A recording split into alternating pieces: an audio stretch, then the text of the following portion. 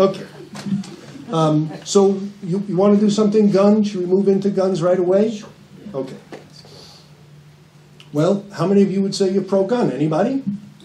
I can't hear you. Are you pro-gun? Yes. I still can't hear you. Are you pro-gun? Yes. He fired a shot in the ceiling. I want to suggest that that's a very bad idea. If you're pro-gun, what does that make the other guys? Anti-gun. Now, you know how the left kicks our butt with words and language, right? They do this to us all the time. They fight us with the words. If you're pro-gun, they're anti-gun. Now, they hate guns. They think guns are bad, right? They think guns are evil. They think you've got to be crazy to want to own a gun. I hang out in some liberal groups, which I recommend. It's not easy, and they don't say a prayer when they start, and they don't pledge to the flag when they start. They just start. But they think if you own a gun, you must be the devil. You're crazy.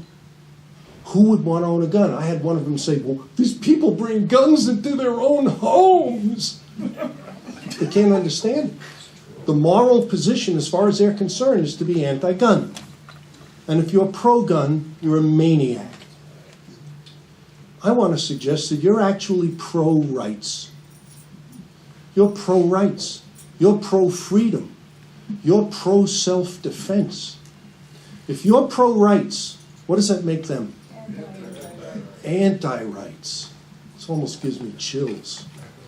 Somebody says, Alan, are you pro-gun? I say, well, I'm pro-rights. That makes them anti-rights. Who wins that argument just based on the words? We do.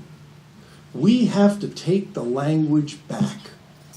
And we start with what I call a politically corrected glossary. And pro-rights and anti-rights is what this is all about. It's not about guns, it's about freedom. They want you to say, I'm pro-gun, and you immediately lose. But if you're pro-rights, they immediately lose, and you frame the argument correctly. Because this is your right to own private property any way you like, and they should have nothing to say about it. It's the only constitutionally protected property. What else is there? Effects and papers in the Fourth Amendment, maybe. Little not really directly framed. But the right to keep and bear arms is specifically enumerated, and you have those rights. And they're introducing bills now to infringe on those rights. And that's what this is about. There are 26 bills, by my count, in the legislature right now dealing with guns. 26 bills. 9 of them would reduce rights you already have. They're not anti-gun, they're anti-rights. They want you to use that language. And I have a glossary. In fact, if you'll pass these out, just send them around on both sides. In the back of this booklet, there's a politically corrected glossary that's just the tip of the iceberg. On my website, gunlaws.com, the entire politically corrected glossary is up there, and I'll give you a couple of examples. They want you to say concealed carry. And in statute, it's called a concealed carry permit. It's true. But concealed sounds like you're hiding something. A criminal would conceal something. We carry discreetly in this state. I like discreet carry because that's the civilized norm. Discreet carry. That's the way to do it. They want you to say the powerful gun lobby, referring to the National Rifle Association. Not the powerful gun lobby, a civil rights organization. The biggest civil rights organization on earth. The oldest civil rights organization on earth since 1871. They want you to think the most powerful lobby in Washington. That's total hocus pocus. You know who the most powerful lobbying group in Washington is? The U.S. Chamber of Commerce. I mean, this is one of those that blows past you that the media will keep hammering with you. Keep saying the most powerful lobby. The powerful lobbies? The banks, the railroads, the manufacturers, the airlines, the drug companies, the international money changers, the military-industrial complex, the government itself. Those are the powerful lobbies. Look up powerful lobbies. You get a long list. The last time I looked, the NRA was number 77 after the Choctaw Nation. But they don't care about facts. They'll lie on the front page. They want you to say gun control. I'm interested in crime control. What do you think about gun control, Alan? Gun control is a synonym for disarm the public. Crime control is what I want to see. I look at a new law and I see if it enhances freedom. Does it maximize freedom or does it affect me? If it affects me, my antenna go up. Crime control, we already have all the laws necessary to stop criminals. Just about. We actually found one we were missing, and we have it in the legislature this year, and I'll go over that when I get down to the nitty-gritty of what's happening in the legislature this year. There's one I like in particular, and that's assault weapons. Assault weapons. And you guys are bright enough to get this, despite a couple of remarks Bill made. Sorry, Bill. Assault is a kind of behavior. It's not a kind of gun. And this also just blows by you. We're not looking with the third eye, listening with the third ear to see what's coming at us, and we miss it. That's what I do with the page 9 report. Assault is a kind of behavior. It's something you do.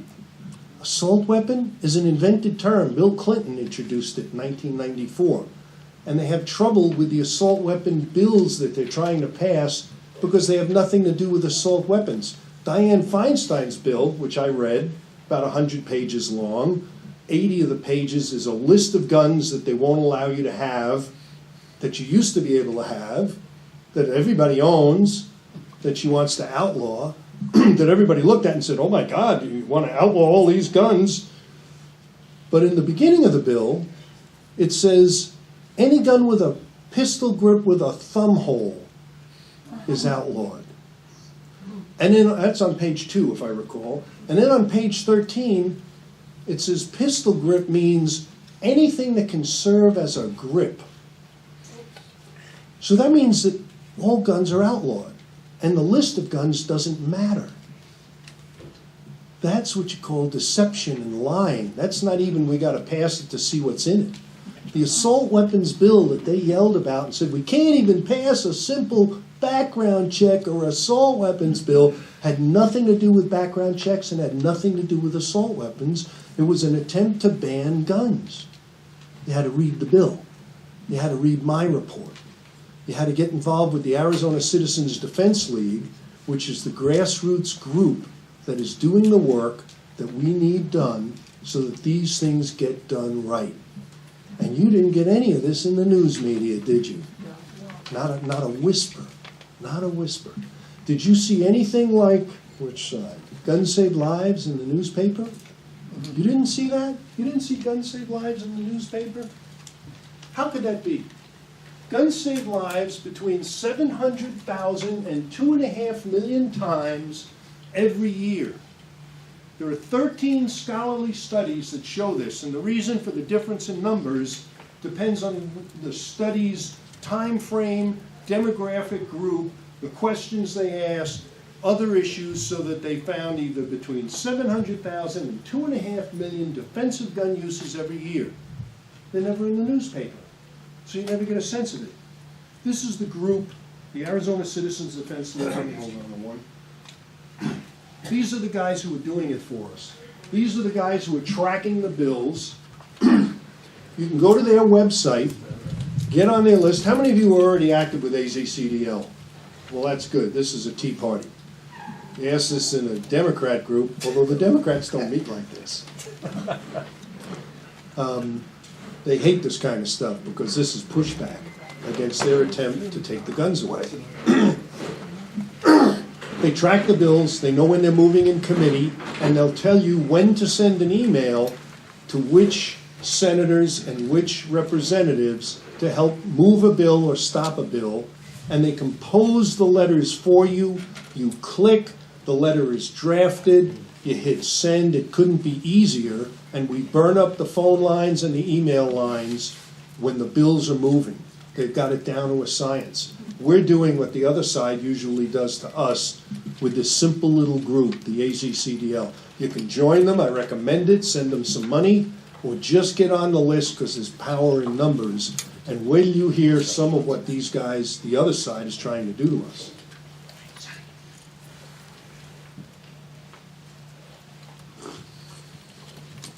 I have reporters ask me sometime, Alan, do you own any assault weapons? Well, I own some household firearms, right? The same kind you'd find in any American household. Of course, in my case, they might be belt-fed and water-cooled. But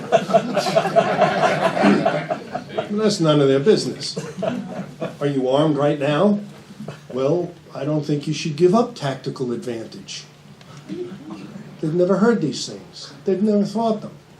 And I asked you before if you're pro-gun. Is anybody in here pro-gun? No. Yes. All right, you're learning.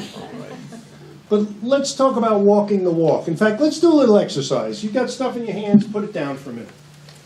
And stand up. Come on, we'll do a little training. We can do this. You'll need your hands, so put your stuff down. Notice at no time do my hands leave my wrists. I know you from somewhere. And I know you, and I know you, and you and me were in Tent City.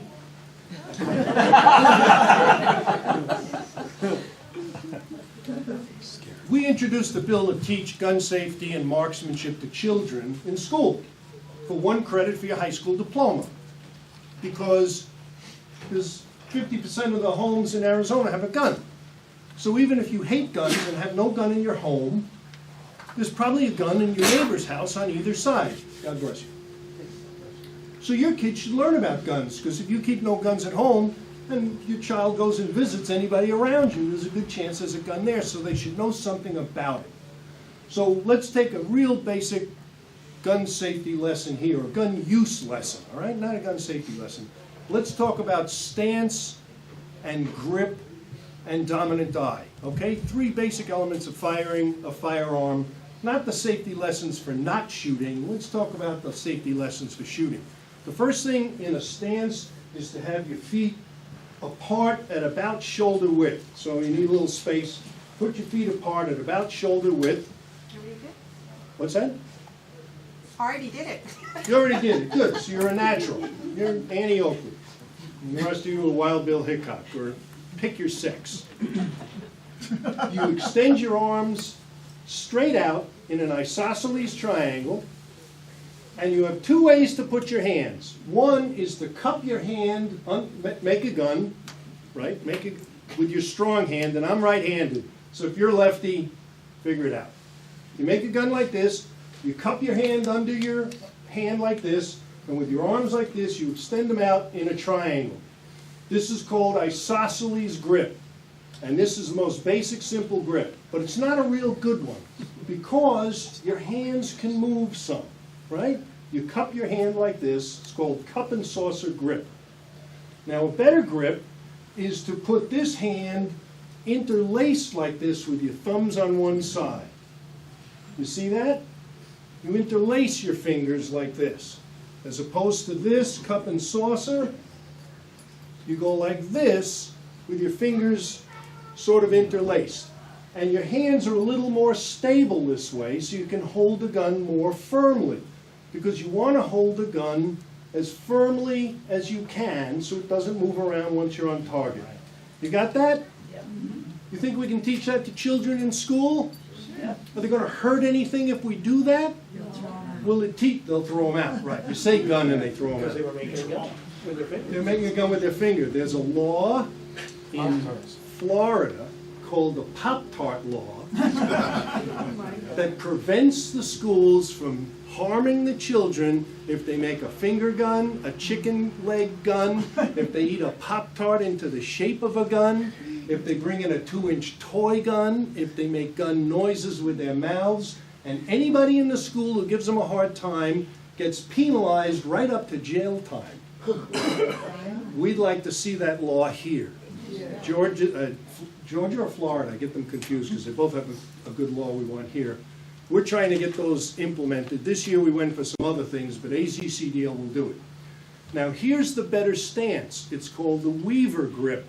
If you're standing like this, facing your target with an isosceles grip, you present a larger target to an adversary.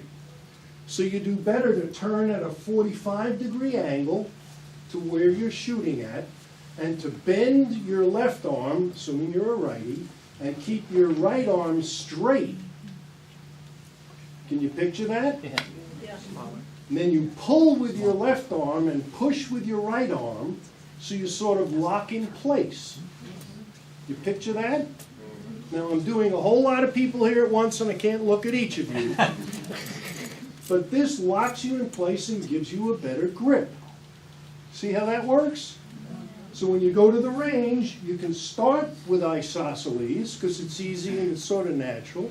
Then you can go to Weaver and you'll find you can hold a steadier grip and shoot better and get all the bullets in a smaller group and a tighter group. Does this make sense to you? Yeah. This is what gun training is about. Now most people, everybody actually, has what's called a dominant eye. Dominant eye. And let's see, let's use, I don't know, the P of Tea Party for this experiment. Go like this to make a little opening with your hands. You got that? A kind of small opening. With both eyes open and your hands fully extended, look at the P with both eyes open and pull your hands back to your face and you'll find you come to one eye or the other. That's your dominant eye. You can also close one. Well, You see the P? but keep your eyes, both eyes open, pull your hands back, and you end up at one eye. That's your dominant eye. Everybody's got a dominant eye. And you'll tend to shoot with one eye closed and your dominant eye open. Now, how many of you are righty and found your right eye to be dominant? And how many of you are righty and found your left eye to be dominant? Ah, that's called cross-dominant. I'm cross-dominant. And it presents a little bit of a trick because now, instead of shooting with my right eye and my right hand, I have to shoot with my right eye and my left hand, so I have to jog my head a little. And it affects my stature and my skeletature, whatever the word is. What word am I looking for? My frame, good, easy word. My posture, and it affects how I have to stand. This all comes into concentration, focus, your ability to manipulate your body. It's a very interesting sport, and you can all sit down now because we're going to stop this lesson. Yes, sir. What's that? Oh, well, there's breathing, there's finger control. We didn't talk about sight picture, but the shooting sports, I'll get to that, Mike. You had a question too? The shooting sports are the #2 participant sport in the country. #2. What we just did, #2. Anybody want to guess what #3 is? Golf. Golf is #3. But golf is on TV all the time, in the news. It's on the newspapers. You know what's on Tiger Woods' cell phone. Golf is $1 billion a year behind the shooting sports, and the shooting sports don't make the news. That gives you an idea of the degree to which the media is biased against us and what we do. We buy, what's that? What's #1? Oh, #1, who cares? Exercise. Exercise, gyms, exercise equipment is about $5 billion a year. Shooting sports are 4 and golf's about 3. These numbers come from the National Shooting Sports Foundation, which analyzes this every year and tells its members what equipment is selling in what parts of the country, region by region, and helps manufacturers maximize profits and sell the right products and keep retailers in business. So this is our sport. This is, we haven't gone to self-defense yet, but we will. and the reasons constitutionally why we have these things, and it's fun. Everybody in here was smiling. Nobody's going, oh man, this is a drag, like lifting weights. Although when you stand there with your hands out long enough, it gets a little bit tiring. It really does. So, you with me? Yeah. Oh, yeah. When you see a story in the news about guns, the chances are it is 100% wrong. First of all, none of them are about guns save lives. Guns stop crime. Guns protect you. Guns are good. Balance of trade, jobs, metallurgy, physics, new products. Nothing. Nothing. Just guns and crime. That's all you ever see. And yet, the majority of real stories is the good side of guns. And if you ask reporters, do you ever do a story about the good side of guns? They say, what do you mean the good side of guns? They don't even know. They will innocently ask questions like, why does anybody need an AR-15? You ever heard that on TV? They ask, why do you need an AR-15? And like these other questions that blow by you, they don't even know they're asking a biased question on the order of, are you still beating your wife? It's just as bad. Are you still beating your wife? Well, no, I'm not. Well, that's not the right answer. Yes, I am. No, that's not the right answer. There's no way to answer that, and they don't know it. I work with this group in Washington called Accuracy in Media, and they watch the media for these kinds of things.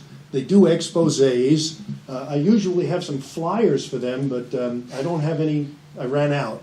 But you can go to AIM, Accuracy in Media, AIM, pretty good acronym for somebody like me, AIM.org, and get on their mailing list, and they'll keep you posted on some of the worst abuses that the media is involved in. And you can join them too if you want, or just get on their list to keep up with some of these things. Now, the question, why does anybody need an AR-15? How best to explain this? What's that? It doesn't matter. Because Browning 50s are too heavy. They have a right to have them. I want to undermine the presumption in this question. Ownership of property in America is not based on need. That's the communist model. To each according to his need. You don't need 10 pairs of shoes. You don't need a refrigerator the size of a closet. And there's nobody in charge of deciding what you need. They can't decide you need this and so you can have it, or you don't need that and so you can't have it. But they make that presumption. They have such a statist, socialist background that they believe they can ask, why do you need this? Decide you don't need it, and then they can take it away. The Bill of Rights, not the Bill of Needs. That's right. It's the Bill of Rights. But they ask it, why do you need it? And most people will respond by getting defensive for their need to have it, their right to have it, and they've lost the argument. The real question that the media doesn't get is, why do so many millions of people want to have one? They don't see that. They don't get it. Millions of people want an AR-15. Millions of people have an AR-15, enjoy having an AR-15, and they want it. And so you look the reporter in the eye, and I've done this more than once, and I say, so millions of people have them and want them, and you don't know why. You want to know why they need it, and you don't know why they have it, and why they keep buying them, and why it's so popular, right? Well, yeah. So what kind of reporter are you? Everybody's got one. Everybody likes them, and you don't know why. You're like completely lost. But you can't tell? And then I'll start explaining to them. Well, it's easy. They want them for the same reason the police want them. Anything else you need? They still don't know. Well, why do you think the police want AR-15s? They all have them. Why do you think the military wants AR-15s? They still don't know. Because it's a great frickin' gun. It works. It's accurate. It's reliable. You can maintain it easily. It's reasonably priced. It's got interchangeable parts. You can clean it easy. You can fix it. If it jams, you can unjam it. It doesn't jam. How much do you need in a gun? People want 2 or 3. That's why you want an AR-15. It's an American gun. I don't want an AK-47. That's the commie gun. I don't want a 30-round magazine. They're heavy and they don't work well.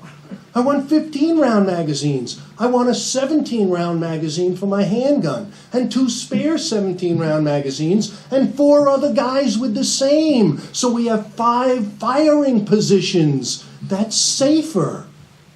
They don't get that. They don't understand it. They don't understand firearms at all. And all their stories are that wrong when you read them. That's what the police want. So that's what I want. That's what makes sense. Why would you want a 100-round banana clip? It looks good in the movies, but Bruce Willis can outrun one. All the stars can outrun machine guns. And they all spark when they hit anything. They hit windshields and they spark. Nobody would want that crapola. The media doesn't get this. Everything they tell you is wrong. When you go home tonight and tomorrow and the next day and you watch TV and see guns, which after 10 o'clock, you go like this with the TV remote, gun, gun, gun, gun, slash throat, beating, gun, gun, black robber, you name it, it doesn't quit, it's all the same stereotypical material. You watch the grips that people use. They go like this. No support whatsoever. They go like this. You know, they think they're looking tough. They hold a gun like this. Some of them hold the gun like this, cup and saucer, which is a beginner's hold, which doesn't really work well. Some of them hold the gun like this, with the thumb over here. And on a semi-auto, the slide comes back, and it takes all the skin off your thumb. You only do this once in real life. You learn. All the ranges have Band-Aids, because, you know, there's always somebody who does that. But you see how many people hold a gun interlaced like this on TV. Only a few. Steven Seagal holds a gun properly. But the rest of the time, geez, I saw what's her name the other day. She didn't know what she was doing. Was holding the bottom of the grip and like... And this business, it's like, oh, look tough. And you mentioned they hold guns like this, sideways. That's the bangers. The gangbangers. But this is actually a safety technique, because it's very hard to aim like this. If you go to the range and you get a chance, you have to align the front sight with the rear sight in order to shoot properly and hit a target. It's not easy to hit a target. So you have to get the 2 prongs of the rear sight and the front sight perfectly aligned in order to hit a target. When you turn the gun sideways, your muscles don't align real well. It's very hard to do. I've tried it. So it's a safety mechanism. It makes it very hard to kill the other guy. So they teach people shoot sideways, and a lot of lives are saved by this, but they don't even know that that's what's happening. But that's what they do. It looks cool. It kind of looks cool. To me, it looks stupid. Oh, It's like, oh, this guy knows what he's doing. He must have learned in Hollywood. And in Hollywood, they fire warning shots, and they shoot at legs, right? Warning shots, is a warning shot legal? Not generally. There's actually no justification for firing a warning shot at all in Arizona law. None. You might miss, which is dangerous, but there's no justification to fire a warning shot. A gun is not an audible warning device. It ain't. And how about shooting somebody in the leg so you don't have to kill them? Not legal. The law allows the use of deadly force if your life is in danger. Shooting somebody in the leg is not the use of deadly force. And a good prosecutor will argue, well, you really didn't figure your life was on the line. You figured, I'll shoot him in the toe, I'll shoot him in the leg, I'll shoot him in the arm. If your life is in danger, you don't waste a round trying to wing the guy. You just don't. You're not trained that way. And that, in my opinion, is the hardest shot to take of all the shots there are, from the Olympics to anything, in the instance when a shot at a human being is legal, shooting a moving limb is the hardest shot there is. Your blood pressure's up, your adrenaline's flowing, you're about to die. That's the only time when you can shoot in self-defense. When the situation is that desperate, and you think, this is it, I'm going to die, or I'm going to use deadly force to survive. And you don't hit that moment and go, I think I can get his leg. That is not how it works, and a prosecutor will hold you to that. And you don't ever want to be in that situation. When I wrote that book, After You Shoot, that dealt with these circumstances, because it's always better to avoid a gunfight than to win one. And a lot of people here in Arizona, when I wrote my first book, The Arizona Gun Owner's Guide, the question was, what are the rules? What are the rules? Nobody knew. Nobody knew. I couldn't get a straight answer. And I spent a year finding the rules at the agency level, at the policy level, at the police level, all the statutes, and I figured them out till I could write them down in plain English, because that's my specialty. I do a lot of tech writing. I write in plain English. And at the end, I sort of had an epiphany, because I realized I'm the only person who's ever done this. I'm the only person in the state who knows what the gun laws are. So can this possibly be true? But it was. I went to Attorney General Bob Korwin. I had an introduction, and I asked him to read the manuscript, and he was kind of taken aback. Nobody had ever done this. And there it was, all the gun laws in Arizona, compiled, spelled out in plain English, and he gave me a glowing testimonial, and I was off and running. Any of you who are writing books, I have a little word of advice here. Be careful of the subjects you choose, because your subject adopts you. Your subject adopts you. If I had written about flowers, I'd be the flower guy. I wrote about guns. I'm the gun guy. I'm the gun law guy. People get it wrong. I've written 10 books on gun law. I like the subject. It works for me. Gun law's been good to me. I've learned them. And After You Shoot was a subject that took me 20 years to connect dots. Let me, because I was going to try and do an experimental salon in the room too. How long do we have tonight? Till midnight? That's good. I think I'll be able to squeeze this in. Another 15, 20 minutes? Oh, is that all? And I wanted to do a salon. Maybe we can do that too.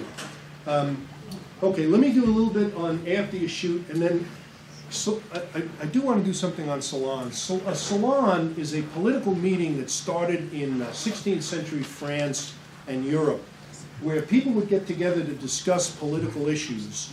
And we're not doing that in America today the way we used to. The Tea Parties is a good step in that direction. But mainly you sit quietly while some moron up here at the podium exposits. There's usually more wisdom in the room than there is up here, especially in my case. And I want to draw some of that out, and we'll do that tonight. But let me do one thing based on this book. Like I said, Alan, would you get behind the mic so that people... oh, is the mic tied into You're that? projecting pretty well. I think I'm okay. Go ahead. How about now? Is this No, that's not good.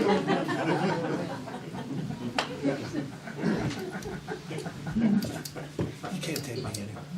Okay, I'll do it from here. I want, for the salon, maybe I'll get out there. Is this wireless? No, I'll just rip it off the mic. Okay. I told you I was in a band. I learned about mic control and stages when I was in the music business for 8 years.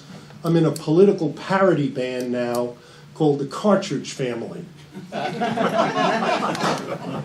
And we do songs like Wake Up Little Uzi, and The Little Armed Lady from Pasadena. She always smells a little like that Hoppy's cleaner.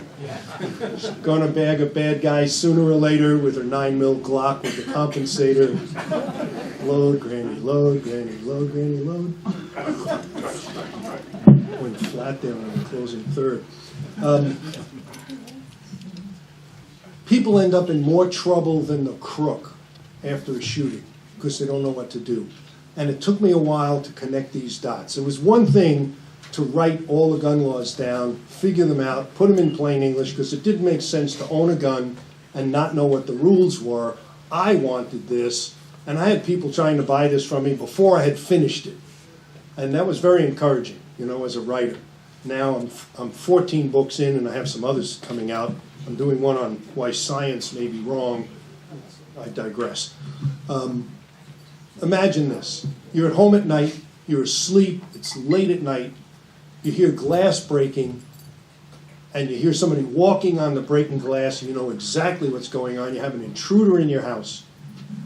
You take out your sidearm. Never say handgun. Handgun sounds bad to these people. It's a sidearm. You take out your sidearm, you get behind cover or concealment. They're not the same. I'm not going to bend down. And somebody appears in the hallway, shadowy figure, you can see the person can see you, and a shot fires and whizzes by you. And you return fire, 3 shots, you hit the person square on, and they collapse. What do you do next? Call the police. Call 911. Call you. That's everybody's answer, and you've been taught dial 911. The media has taught you dial 911. Everybody's taught you dial 911. For 20 years, that was my answer. What do the lawyers tell you? And we got a lawyer or two in the room. They tell you, don't say anything. STFU. Got it. Yes, okay. Oh, STFU. Speak the fewest utterances. STFU. There's another, you'll figure it out. Somebody tell this guy, will you? Okay. Make sure that he doesn't have the gun left. Make sure they doesn't have the gun. I'm surprised nobody went emptied a magazine. One way or the other, but you don't want to leave it. I would make sure he's not a threat anymore, just because you put him down. Just because you put him down, go see if he's still there. Get a shovel. There's some, there's a whole bunch of answers.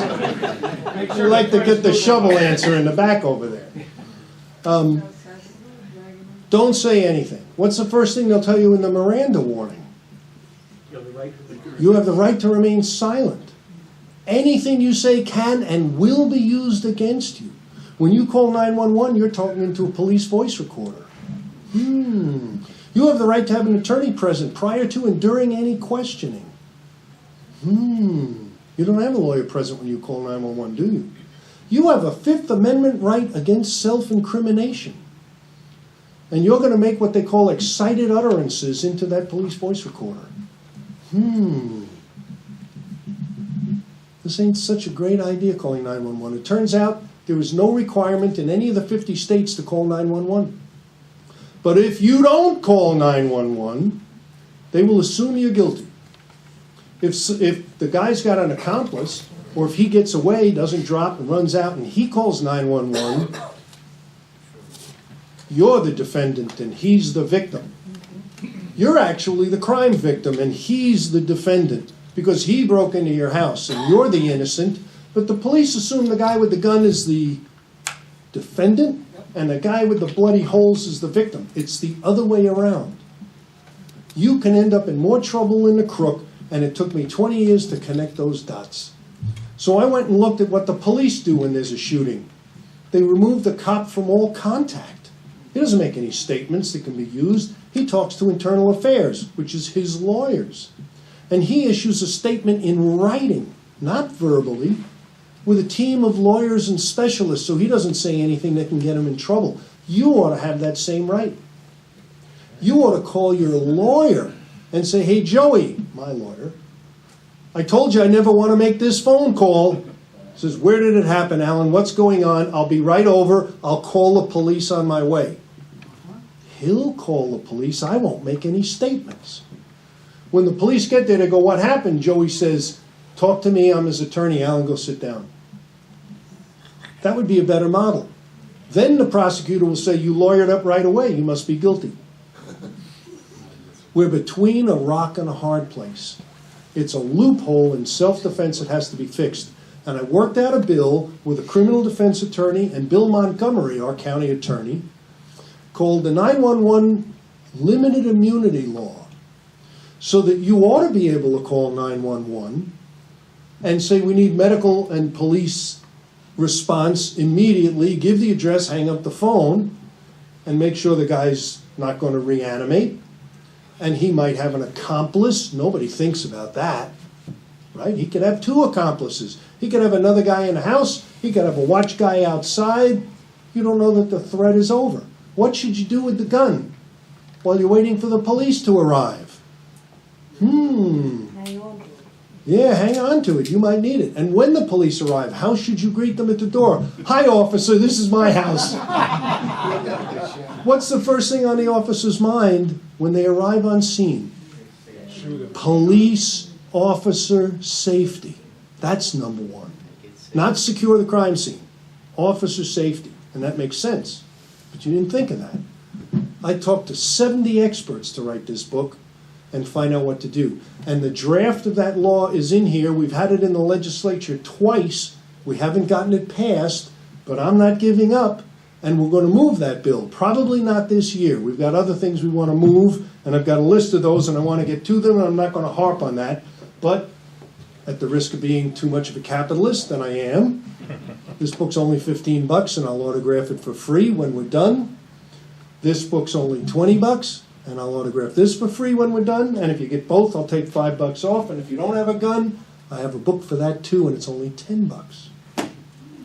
So, I do have to talk to you about a couple of laws that are in the legislature now, so you know what's up. But if you go to the AZCDL website, they have them all up there. You can look at them, and they will send you a note that says, this bill is moving now. Click here to send a letter to the committee, and you'll be part of the solution. It's easy. I urge you to do it. Here's the bills we've got to watch out for. Mike Bloomberg is carpetbagging in this state like he did in Washington State, and he's looking to enact a law. We killed the bill. I think it's completely dead. They may try and bring it back, but here's what they're going to do. They're going to push it as a citizen initiative. They spent $10 million in Washington State to convince the public that it's just a background check. It's just a background check. Everybody knows a background check's good and keeps guns out of the hands of the criminals. But here's what the bill really is in Washington State. This is a First Amendment device, right?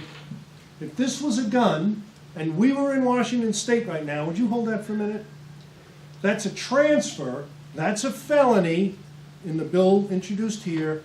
You go to jail for an illegal transfer of a gun, what we just did. Can I have it back? That's another felony. That's the bill they introduced. They call it a background check law. It is not a background check law. It's a law that outlaws the transfer of a firearm. We would have to go find a dealer, transfer this to the dealer, go through a background check, fill out papers, tell the FBI that I own this, transfer it to Diane, transfer it to the dealer who would have to register it in his directory, his book, then transfer it to Diane who would have to go through a background check. If she can't get through the check, the dealer has to give it back to me. I got to pay for all this. And if I can't get through the background check, I not only can't get this back, I can't have any of the guns I own. Because my name might be Jose Rodriguez, and there's a bunch of Jose Rodriguezes, some of whom are wanted for murder, and now all my guns are locked up, the FBI has the information, and all I did was hand it to her.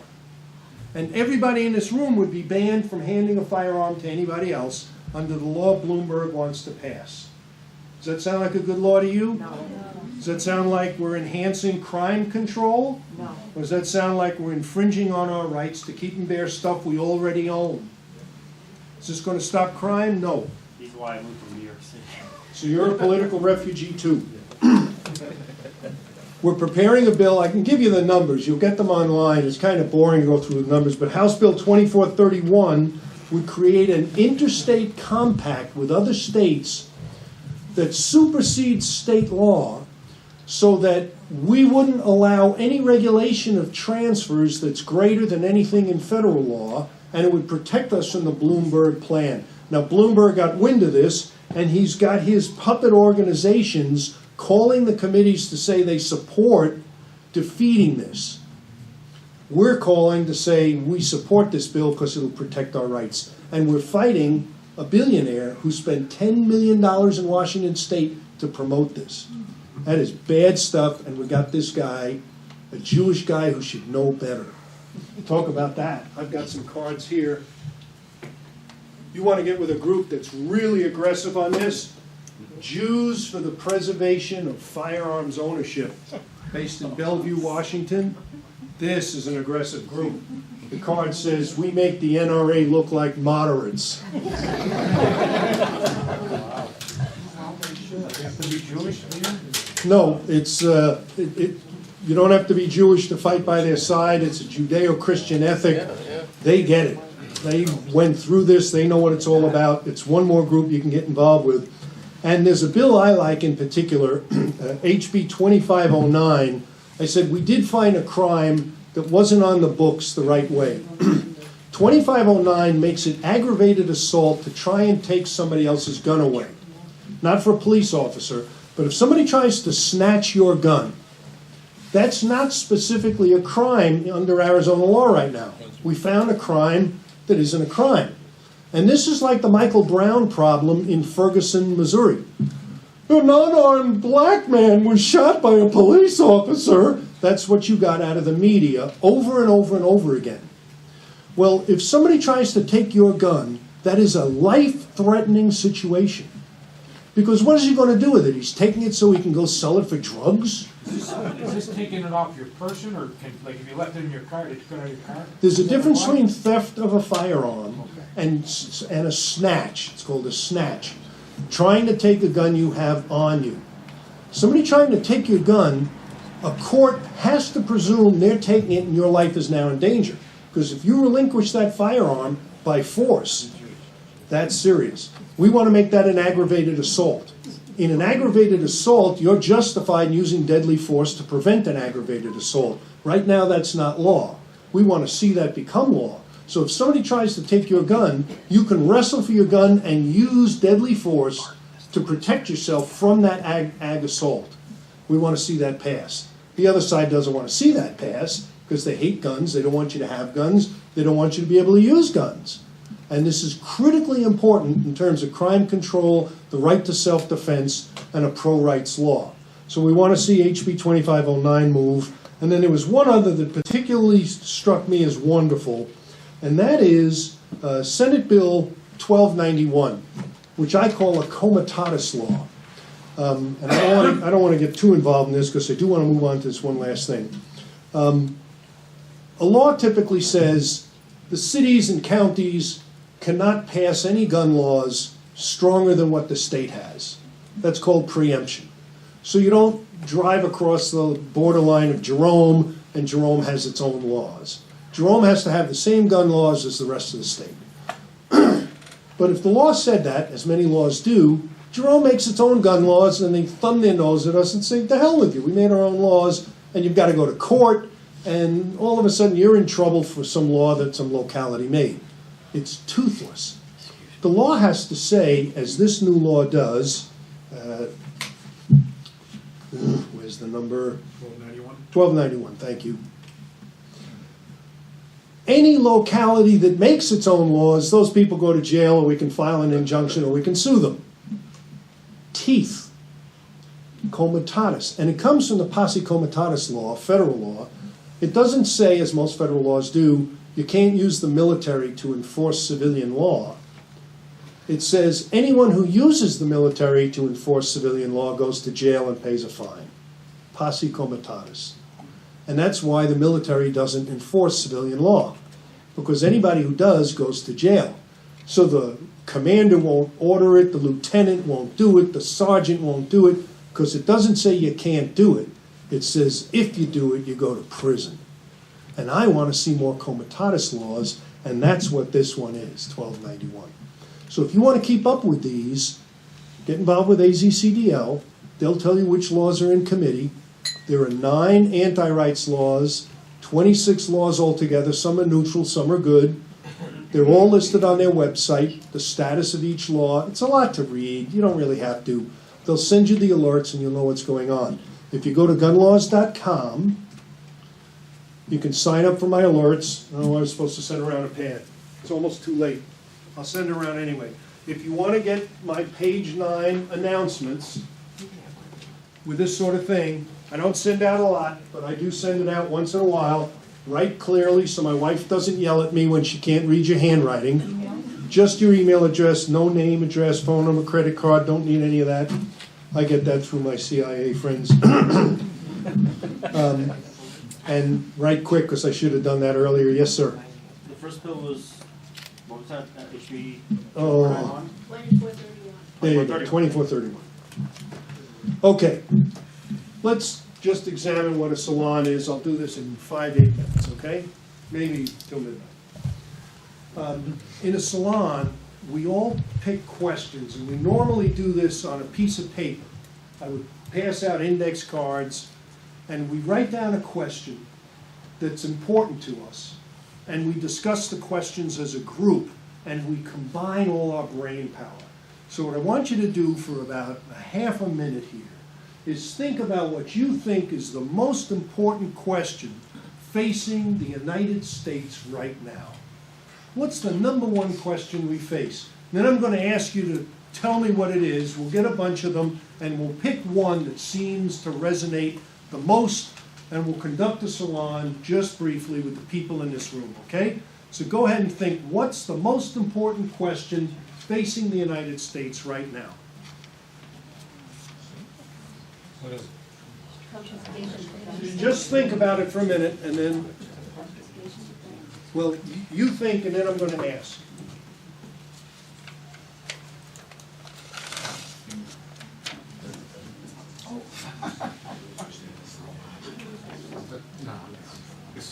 My chair's up there.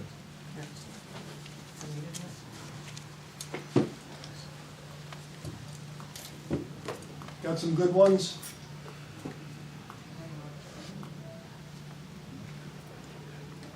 If we were doing this in a more formal manner, you'd all be right. Oh, thank you. Oh, here. Okay. In the interest of time, who's got a question? Let me see some hands. What's your question? Yes. Well, I'm wondering how we can stop the assault on our Constitution. The Constitution. How can we stop the assault on our Constitution? What's your question? I'd like to know how come ISIS has the ability to get so many armed military paraphernalia? How come ISIS is so well armed? Yes. How do we keep terrorists from invading the United States? How do we keep terrorists from invading the United States? Runaway debt. How do we stop the runaway debt? How do we stop Iran from getting a nuclear bomb? How do we stop Iran from getting the nuclear bomb? You had an answer. Do I trust the government? What's that? Do I trust the government? Do I trust the government? Increasingly looking like more Goliaths and less Davids. How do we get more? How do we get more Davids and less Goliaths? If our government and our country's position has been no Muslim country should have nuclear weapons, then how come that isn't applied in the same way with the Second Amendment in this country? I don't understand the question.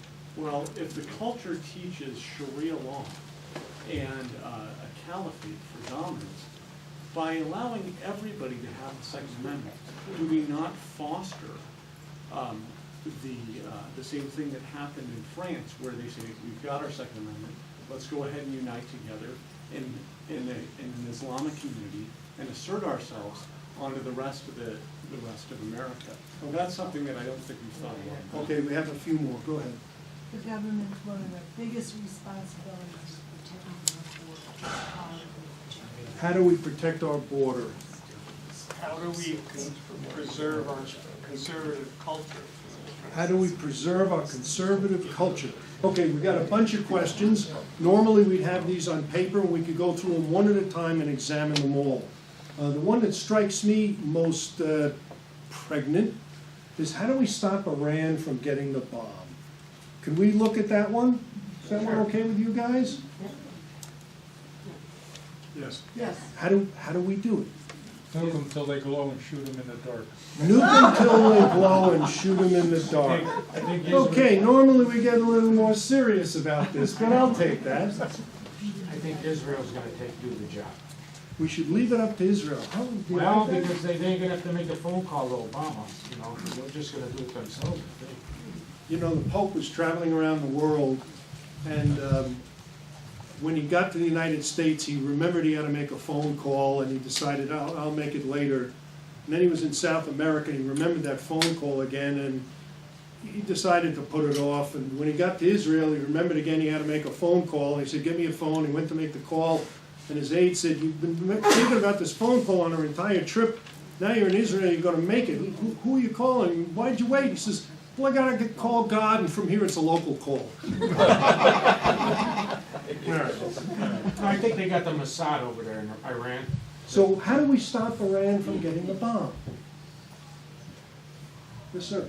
My understanding is Israel really can't do it effectively alone. They don't have the heavy armament to pierce where they're developing the bomb. So the question is how do we get our government to help Israel? How do we get the, is it up to the government, is it up to our government to do this? Well, it's in our national security interest since they're making ICBM missiles. Yeah, our government seems actively opposed to Israel and This- Our executive branch is. Correct. This But government, we've got an equal branch of government that's invited them in March to speak, or at least nothing.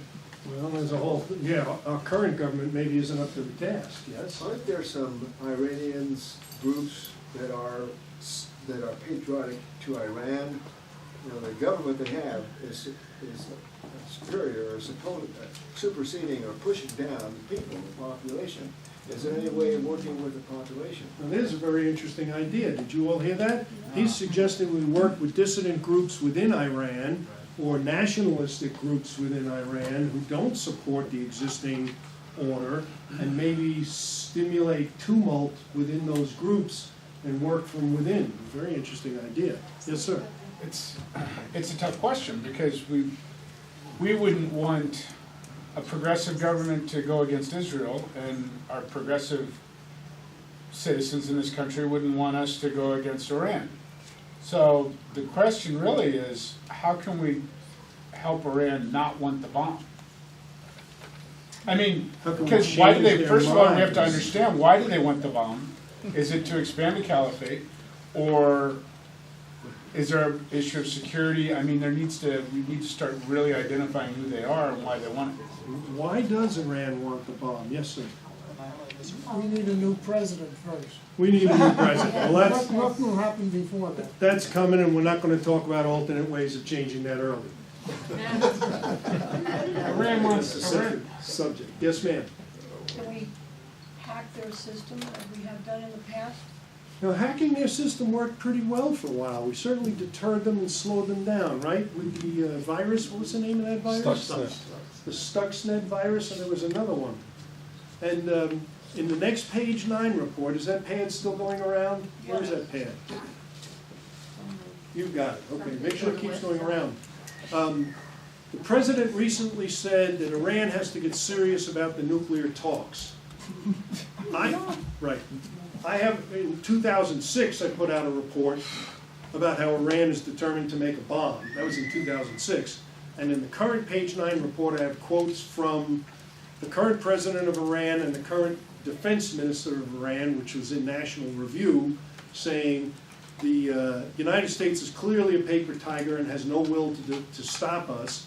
And the president of Iran saying, our centrifuges will continue to run forever.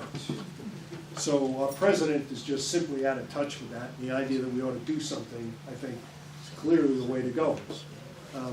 Yes, sir. So it's not plausible that Iran has not actually developed nuclear weapons. They developed nuclear weapons. The question is the number of them and the deliverability and miniaturization of them. The way what the United States should be concerned with doing is not preventing Iran from developing nuclear weapons, but improving our own strategic defense technology to actually negate that advantage. Now that's an interesting thought. We can't stop them. We can't stop every country from developing a technology that we developed in the 1940s. What do you think of that proposal? That they're going to get it anyway, and what we need is defensive capabilities against it. I don't think that that's practical. Because you have an open border right now. You could get nuclear weapons beyond just through an ICBM. You have to stop the proliferation of weapons of mass destruction. They're just going to wait for them. But is there a way to do that? Did everybody get this who wants? Yeah. I mentioned in my presentation I've written several books, and every one has a different subject. But in each one of the books I've written a section that's called, it's about the money. It's always about the money. So you think there's a financial way to shut Iran down? Yeah. Yes. And yet they have oil, that's gonna be a little hard to do. We have oil. But maybe there's a financial way to Yes, stop there it. is. Yes, ma'am. We could reinstate the sanctions that were slowing everything down. And we have pulled those sanctions back. Yes. Well, And release money for about $5 billion? money would certainly be part of the deterrent. You get the idea of what we're doing here. By tapping everybody's ideas, we get many more ideas out than one person can have. We didn't have enough time to fully explore this or to look at some of the other issues that came up. And when you do more of this, you get better at coming up with provocative questions, with questions that we could really come up with solutions to, and at the end, coming up with action items. Action items are the key. We can't do much ourselves about Iran.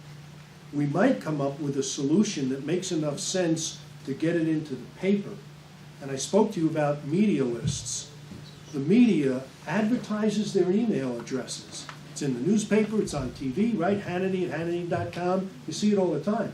You should make a list of those and be able to write to these people so that the wisdom that comes out of these meetings spreads. It's good that you're here and you get it, but do something with it. Make your own media list. I'm in the newspaper all the time because I make it happen. I'm not magical. You guys have good ideas here. You don't have a media list. You don't get that stuff out. You can write 2 sentences. They like short letters. And then you get followed instead of following. Makes a big difference. And we need it. We really need it. Last question. Bonier's mistake was that he invited Netanyahu, which got Obama upset. He should have called him an undocumented speaker. Should have called him an undocumented speaker. We don't really know what went on with Netanyahu and all of that, and I've heard all sorts of stories. My only source of information on that was the media, and I know how accurate that is.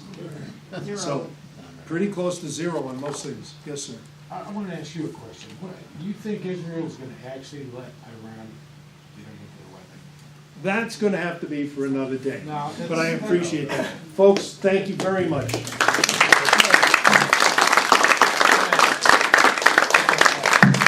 I'll stick around if anybody wants the Arizona Gun Owner's Guide or after you shoot. Be glad to autograph one. Here tonight. Tea Party Scottsdale is pleased to present this certificate of appreciation to Alan Korwin of Bloomfield Press on the occasion of his address to our February general meeting on the subject of the Second Amendment, gun owners' rights, laws, and legislation. It's awarded this date, the 19th of February 2015. It was approved by the Board of Directors, signed by yours truly, and authorized by our Secretary Sonny. So, with our